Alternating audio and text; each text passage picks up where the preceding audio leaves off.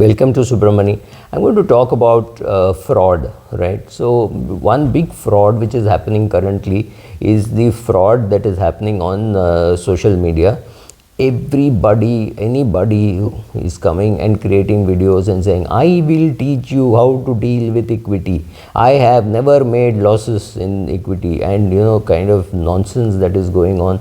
Men, women, boys, girls, everybody is doing it. And the problem is, to quote Bhagavad Gita, the expert is the one who is popular, right? So if I am very popular today, so let's say I am very popular in finance, there is nothing which stops me from starting a health channel saying what you should eat, how you should exercise. I can do all that simply because I have 50,000 viewers, right? So I can start doing it in this channel.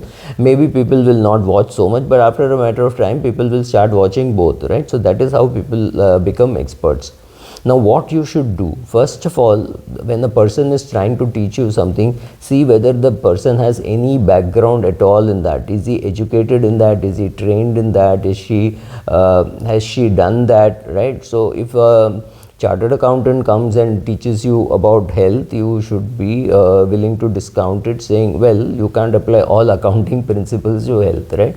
So you want somebody who is very fit and who comes and teaches you about diet or things like that, and also understand that diet is still not a complete science. Sorry, I am digressing. So how do you avoid fraud? So let me pick up from what everybody knows how to avoid fraud. I am just picking up something from what SEC says. So SEC says, first thing, ask questions. The person who is coming to sell to you has no expectation that you will ask questions. They don't expect you to ask questions about what is this ULIP, is this the endowment plan, or is this a mutual fund. They don't expect you to ask these questions. They are in a hurry. They've come to you at 11:45 or 12 in the afternoon. They want to go away at 12:15. They have told their friend that they're coming for lunch. So that's what, 15 minutes in which they want you to sign and give them a check.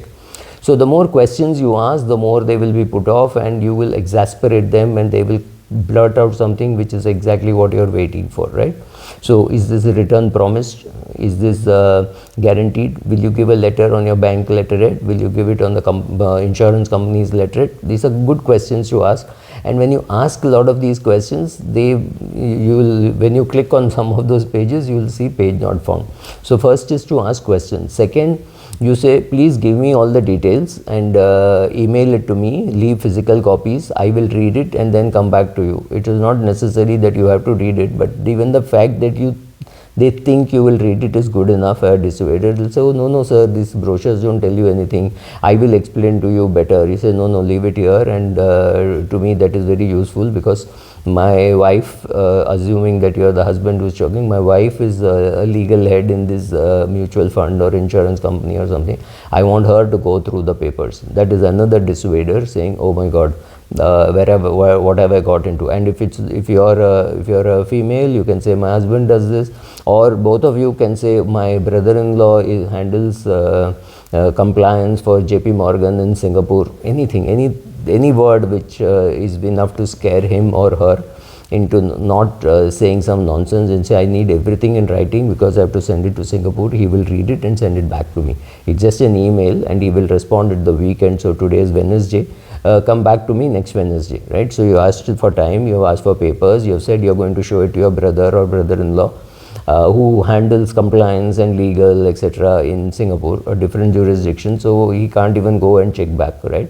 So this is another way of saying, I'm reading what you're telling me. Then actually do some research also, because if somebody is trying to send you unsolicited mails, trying to sell you a product, he wants to sell that, right? So he or she wants to sell that. That is not how you buy. You buy what you want to buy, right? You don't buy a fridge from me just because I am selling a fridge. You want to buy an air conditioner, you buy an air conditioner. So go to the market, look at the air conditioners and buy an air conditioner.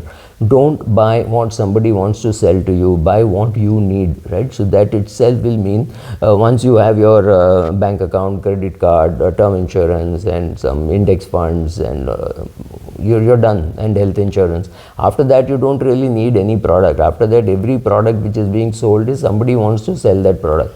Some mutual fund wants to say we are the best balance advantage fund. I don't know how they can be very different, but everybody says we are different, right? Or, oh, we have a flexi cap fund, sir, which is fantastic. So the question to ask them is, should I remove money from your large cap fund and mid cap fund and put into a flexi cap fund? And then they're stumped. They don't know. Many of them would not even know the difference between a multi-asset fund and a flexi cap fund. You say, I already have money in multi-asset fund. Why should I put in flexi cap fund? They won't be able to answer. So asking some of these questions, doing some research and saying, I already have some of it, so why should I buy more of it, right? Any of these questions will help. Any of these questions are a good pushback on whether you want to buy the product or not, right? So know the salesperson through whom you are buying. This is very important. That's why I am not very comfortable buying expensive things on the net, right? Even whether it's a mutual fund or whether it is an insurance or anything, I would rather have a look and feel of the salesperson, seeing what he or she is trying to sell, and then take it. If you understand the products well, then I don't have a problem in you buying. But if you don't understand the product, knowing the salesman, knowing the organization which he represents is very important. So some of these things are important, and any unsolicited offer should scare you, because why are they pushing you? Why are you the chosen one? Why do they want to sell it to you, right? So that is the question which you keep asking.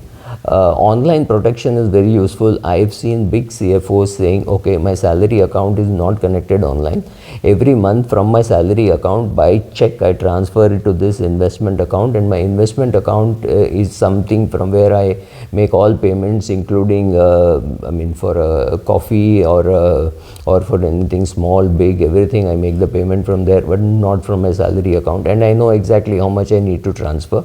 I transfer X amount, from which so many SIPs are going, insurance premium is going, electricity bill is going, everything is going from this account. Apart from that, I also do other expenses, and there would be an average balance of 1 lakh or 2 lakhs or whatever you want to leave, right? This is how you operate on the for your online protection, because online protection, phishing, for frauds, a lot of these things happen. To protect yourself and learn a lot more about fraud, right? So there is a SEBI website, there is Money Life, who keeps constantly doing stories about what kind of frauds are happening, broker frauds, ULIP frauds, bank frauds. There are dime a dozen. Learn, talk about it, talk about fraud to the guy who comes to sell to you. Tell him, can I check with SEBI about what you have done? Can I check with IRDA? Do you have a certificate? Which exams have you passed? Even if he comes to your house, he's supposed to carry that exam passing certificate. So, right. So, does he have all those things? Does she have all those things? Or say, you from which bank? I'll come to the bank, or I'll come to you're selling me an insurance policy, right? So, let's go to the insurance company's office, and let that manager tell me whatever you're saying. Any of these things are enough to dissuade the guy, saying, okay, this guy seems to be, or this woman seems to be knowing the things, and so let me be careful. At least you're dissuading the guy from trying to cheat you. Thank you.